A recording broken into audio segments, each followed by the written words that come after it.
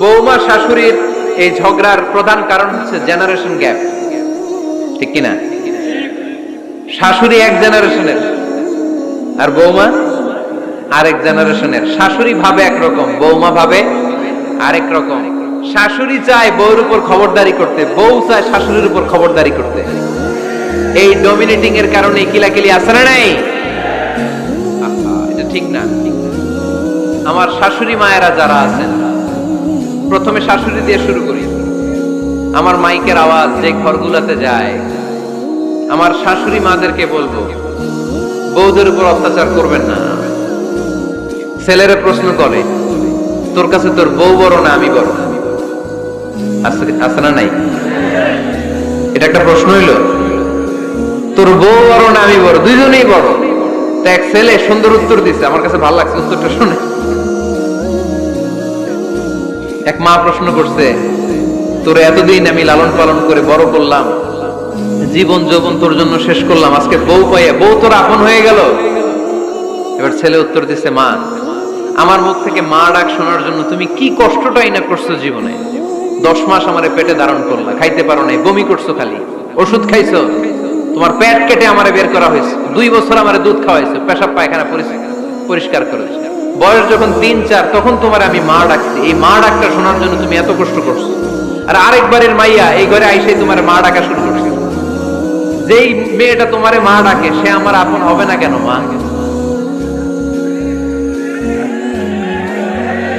ঠিক কিনা? এই মা ডাক শোনার জন্য তুমি এত কষ্ট করলা, আমার লালন পালন করলা, 10 মাস পেটে ধরলা, পেশাব পায়খানা পরিষ্কার করলা, এরপরে মা ডাক শুনতে পারছো। আর আরেকবারের মেয়ে জানা নাই চিনা নাই এসেই তোমার ডাকা শুরু করছে মা। তো যে আমার মারে মা ডাকে তার স্থান তো আমার কলিজায়, ঠিক কিনা? শাশুড়ি আম্মারা যারা আছেন, প্লিজ বৌমাদেরকে কষ্ট দিয়েন না। অনেক শাশুড়ি আছে পান থেকে চুন খসলে রেগে যায়, পদে পদে স্ত্রীর ভুল ধরে, বউয়ের ভুল ধরে, আছে না নাই? এটা করবেন না। সে তো নতুন, আপনার অনেক এক্সপিরিয়েন্স হতে তার সময় লাগবে, তাকে সময় দিন, তাকে ভালোবাসুন, ঠিক কিনা?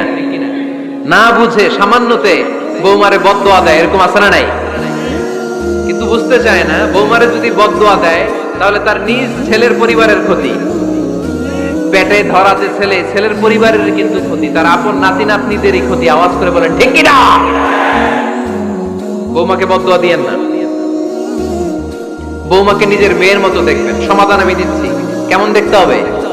নিজের মেয়ের মতো। নিজের মেয়ে সকালে ঘুম থেকে ওঠে 11টা, ওইটা সমস্যা নাই। বৌমা কেন উঠলো না, ওইখানেই ঝামেলা, আছে না নাই?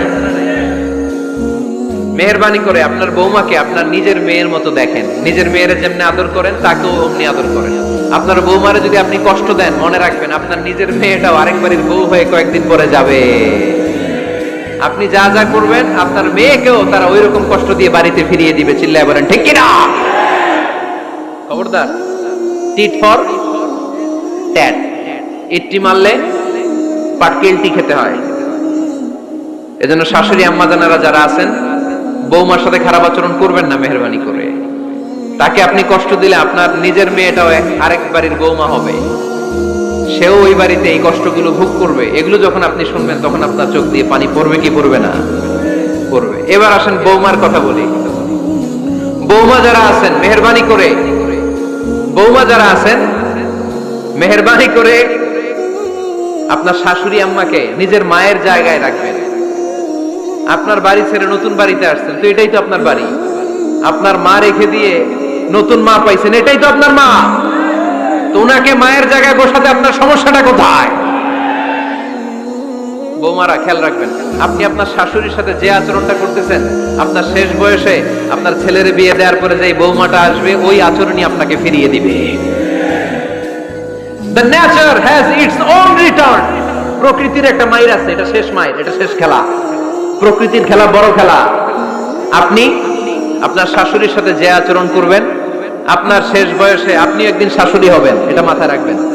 ওই আচরণই আপনি ফিরে পাবেন। আওয়াজ করে বলতে হবে ঠিক কিনা? এজন্য 9 নাম্বার পয়েন্টস হচ্ছে মিউচুয়াল রেসপেক্ট। সবাই যেন সবাইকে ভালোবাসি। দোষ ছাড়া মানুষ নাই, সবার দোষ আছে, আমরা যেন একে অন্যের দোষ না খুঁজি। বৌমারা, আপনাদের কেন যদি আমার মাইকের আওয়াজ যায়, অল্প কিছু টেকনিক অবলম্বন করলে আপনি আপনার শাশুড়ির মন জয় করতে পারবেন। শাশুড়িরা আসলে বেশি কিছু চায় না, আগের জামানার মানুষ তো, এদেরকে ওইভাবে হাত করতে হবে। মাঝে মাঝে একটু শাশুড়ির মাথায় তেল দিয়ে দিয়ে, চুলে তেল দিয়ে দিবেন আপনি, মাঝে মাঝে চুল আঁচড়ে দিবেন, এগুলো কিন্তু খুব পছন্দ করে শাশুড়িরা। ওনার প্রেশারটা একটু মেপে দিবেন, ডায়াবেটিক্সের ওষুধটা খাইলো কিনা সময় মতো খোঁজ নিবেন, কি পছন্দ করে খেতে একটু রান্না করে দিবেন। যেই বক্তার ওয়াজ শুনতে পছন্দ করে ওই বক্তার ওয়াজগুলো ডাউনলোড করে শাশুড়ি আম্মাকে দিবেন, ইসলামী বই দিবেন। দেখবেন বয়স্ক নারীরা মাহফিল যেতে খুব পছন্দ করে, ওয়াজ শুনতে খুব পছন্দ করে, নবীদের কাহিনীগুলো শুনতে পছন্দ করে। বসায় বসায় একটু কাহিনীগুলো শোনাবেন। বাইরে বেরোলে জিজ্ঞেস করেন, আম্মা আপনার কিছু লাগবে কিনা। আরেকটা টিপস আছে, চুল যখন আঁচড়াবেন আর শাশুড়ির মাথা যখন তেল দিয়ে দিবেন, তখন অতীতের কথা জিজ্ঞেস করেন, দেখবেন অতীতের স্মৃতিতে হারিয়ে গিয়েছে আপনার শাশুড়ি। কে জিজ্ঞেস করবেন জানেন? জিজ্ঞেস করবেন, আম্মা জান, মুক্তিযুদ্ধের সময় আপনার বয়স কত ছিল? ওই সময় মুক্তিযুদ্ধের সময় আপনাদের এলাকায় কি কি হয়েছিল মা? আরেকটা প্রশ্ন করবেন, মা বিয়ের সময় আপনি কেমন ছিলেন? ওই দিন দেখবেন বুড়ি আর বুড়ি নাই, জোয়ান হয়ে গেছে। ওই দিন বলবে, মা আমি অনেক সুন্দরী ছিলাম, আমার মাথায় অনেক চুল ছিল, আজকে নাই। আমগো গ্রামে আমার চাইতে সুন্দরী মাইয়া ছিল না। অতীতের স্মৃতিতে, স্মৃতি হাতড়াতে হাতড়াতে তিনি হারিয়ে যাবেন। জিজ্ঞেস করবেন যে, মা শীতকালে আপনাদের দেশে কি পিঠা বানাতেন আপনি যখন ছোট ছিলেন, আপনার বাপ চাচারা কি করতো? এগুলো জিজ্ঞেস করলে উনি স্মৃতির পাতা হাতড়াতে হাতড়াতে চোখ দিয়ে দাঁড় দাঁড় করে ওনার পানি ঝরতে শুরু করবে। আপনার জায়গায়, ওনার হৃদয়ের মণিকোঠায় এমন জায়গায় পৌঁছবে, আপনার ছাড়া উনি কিছুই বুঝবে না। বৌমারা, এই অল্প কিছু টিপস অবলম্বন করে আপনারা আপনাদের শাশুড়ির মনকে জয় করতে পারেন। শাশুড়ি বৌমার দ্বন্দ্ব আমরা চাই না, আমরা চাই শাশুড়ি বৌমাকে নিজের মেয়ের মতো জানো, আর বৌমা শাশুড়িকে আপন মায়ের মতো ভালোবাসুন, ঠিক কিনা? এই মিউচুয়াল রেসপেক্টই পারে শাশুড়ি বৌমার দ্বন্দ্বকে দূর করতে আর ঘরটারে শান্তি টুকরা বানাতে। আওয়াজ করে বলেন ঠিক কিনা? কয়টা গেল? আর আছে কয়টা? দোয়া করবেন একে অপরের জন্য। দোয়া, সাইয়েদনা ইব্রাহিম ফ্যামিলির জন্য দোয়া করতেন, রাব্বি জাআলনি মুকিমাস সালাতি ওয়া মিন যুররিয়াতি রাব্বানা ওয়া তাকাব্বাল দুআ। ও আল্লাহ, আপনি আমারে নামাজ কায়েমকারী বানান, আমার কলিজার টুকরা সন্তান ইসমাইলকেও নামাজ কায়েমকারী বানান, আমার দোয়াটা আপনার দরবারে আপনি কবুল করে নেন। সুবহানাল্লাহ পড়েন। রব্বানা ইন্নী আসকানতু মিন যুররিয়াতি বিওয়াদিন গায়রি যী যার'ইন ইনদা বাইতিকাল মুহাররাম। ও আল্লাহ, আমার সন্তান সন্ততি, আমার ফ্যামিলিকে ধুধু মরুপ্রান্তর এই উপত্যকার মধ্যে তোমার কাবা ঘরের সামনে রেখে গেলাম, তাদেরকে তুমি নামাজ কায়েমকারী বানিয়ে দিও। গোটা বিশ্বের সব মানুষের অন্তর আমার ফ্যামিলির দিকে আল্লাহ তুমি ঝুঁকিয়ে দিও। ওয়ারযুকহুম মিনাস সামারাত, ফলমূল দিয়ে আল্লাহ তুমি তাদেরকে রিজিকের ব্যবস্থা করে দিও। তার মানে সব নবীরা তাদের পরিবারের সদস্যদের জন্য দোয়া করতেন কি করতেন না? আবার কোরআন আমাদেরকে শিখালো, রাব্বানা হাব লানা মিন আজওয়াজিনা ওয়া মিন যুররিয়াতিনা কুররাতা আ'য়ুন ওয়াজআলনা লিল মুত্তাকিনা ইমামা। ও আল্লাহ, এমন নেককার সন্তান, এমন নেককার স্ত্রী আপনি আমাকে দান করেন যাদের দিকে তাকালে আমার চোখ দুইটা ঠান্ডা হয়ে যায়। চক্ষু শীতলকারী স্ত্রী দেন। বিয়ে যাদের হয় নাই, ইয়াং ছেলেরা এই দোয়াটা করবা। বিয়ের জন্য দোয়ার দরকার আছে না নাই? প্রতিদিন এই দোয়া করবা, আল্লাহ এমন স্ত্রী দেন, এমন জীবন সঙ্গিনী আপনি আমাকে দেন, এমন লাইফ পার্টনার দেন যার দিকে তাকালে আমার চোখ জুড়িয়ে যায়। এমন সন্তান আল্লাহ আপনি আমার ফ্যামিলিতে দেন যাদের দিকে তাকালে আমার চোখ দুইটা ঠান্ডা হয়ে যায়। নেককার সন্তান, নেককার স্ত্রী আল্লাহর কাছে দোয়া করে চেয়ে নিতে হয়। তাহলে ফ্যামিলি মেম্বার একে অপরের জন্য দোয়ার দরকার আছে না নাই?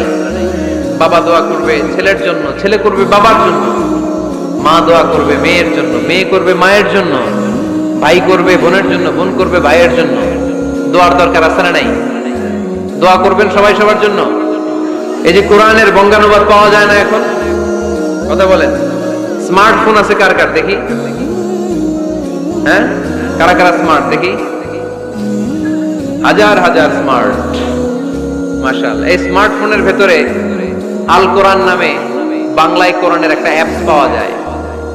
কথা বলেন, পাওয়া যায় কি যায় না? আজকে থেকে এই অ্যাপসটা ডাউনলোড করে প্রতিদিন 1 আয়াত 2 আয়াত 3 আয়াত করে পড়া শুরু করে দেন। বাঁচতে হলে পড়তে হবে, বাঁচতে হলে জানতে হবে, ঠিক কি না? এই স্লোগান আমাদেরকে শেখায়। এই স্লোগান তো আল্লাহ, এই স্লোগান দিয়েই তো আল্লাহ কোরআন শুরু করছে। ইকরা বিসমি রাব্বিকাল্লাযী খালাক। বাঁচতে হলে জানতে হবে, বাঁচতে হলে পড়তে হবে, পড়ার কোনো বিকল্প নাই। আওয়াজ করে বলেন ঠিক কি না? সুজানগরের ভাইয়েরা, মোবাইলের অ্যাপসের ভিতরে আমরা কোরআন রাখতে রাজি আছি তো সবাই? হাদিসের অ্যাপস ডাউনলোড করতে রাজি আছি তো? বাস রাজি আছি, ডাউনলোড করে রাইখা দেব, আর কেউ পড়বো না নাকি? হ্যাঁ, প্রতিদিন একটা আয়াত হলেও যেন আমরা পড়ি। আল্লাহ যা বলা দরকার সব বলে দিয়ে গেছে, নতুন করে আর কিছু বলবে না। আমরা যেন পড়াশোনা করি, আমরা যেন একটা পাঠাগার বানাই। আবারও কখনো আসার সুযোগ হলে আমি জিজ্ঞেস করবো, যদি আমার মনে থাকে, যে আপনাদের পাঠাগার আছে কার কার ঘরে। সেদিন সবার হাত তুলতে হবে। এমনি পারা যাবে তো? আল্লাহ তুমি তৌফিক দাও।